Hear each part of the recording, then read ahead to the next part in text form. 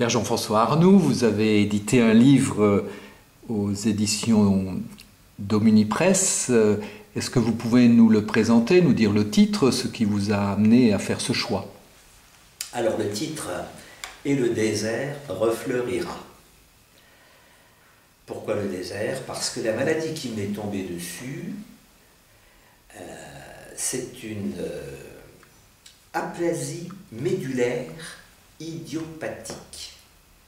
Aplasie médulaire, ça veut dire que la moelle osseuse est déserte. C'est-à-dire qu'elle ne produit plus ce qui est indispensable à la vie, à savoir les globules rouges, les globules blancs et les plaquettes qui sont chargées d'épaissir le sang.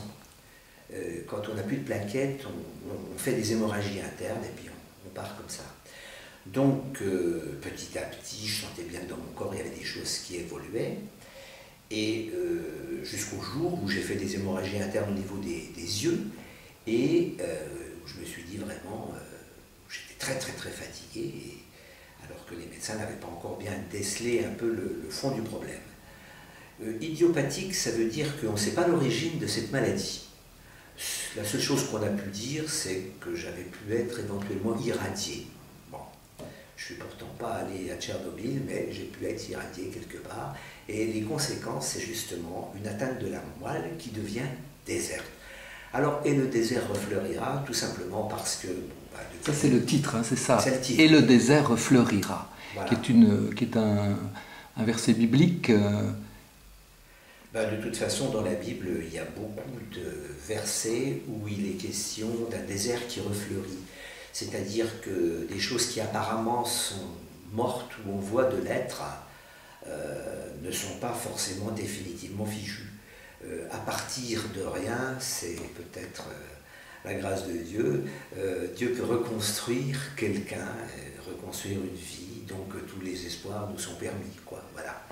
Donc la moelle était déserte. Voilà, la moelle était déserte.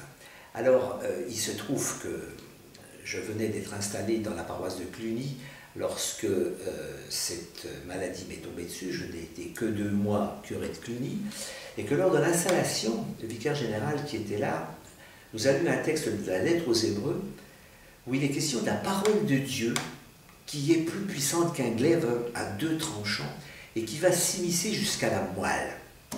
Alors je me dis, ça, mon Dieu, c'est pour toi. Hein. À la limite, je me suis dit peut-être que la parole de Dieu n'a pas été assez profonde jusque dans ma moelle, hein, à la jointure des ligaments, etc. Et donc voilà, j'ai médité beaucoup sur cette question-là et je me suis laissé porter par la médecine, par les événements. Et j'ai vécu des choses à la fois dans la sérénité et dans la rigueur du désert. Voilà pourquoi ce titre. Et alors la moelle est en train de refleurir, si je comprends bien, ma moelle osseuse, repeupler. Suite à des traitements en chambre d'isolement, suite à des traitements aussi par médicaments bien entendu qui sont très longs, suite à un suivi médical très poussé, la moelle osseuse est en train de retravailler, donc je suis très heureux, ma moelle n'est plus déserte, elle est capable de reproduire des globules rouges, des globules blancs et des plaquettes. Donc c'est pas encore au top niveau, mais enfin c'est en bonne voie, et voilà pourquoi le désert refleurit. Alors il refleurit sur le plan physique avec la moelle qui retravaille, mais j'espère aussi qu'il refleurit avec une parole de Dieu qui m'atteint davantage jusqu'à la moelle. Merci beaucoup.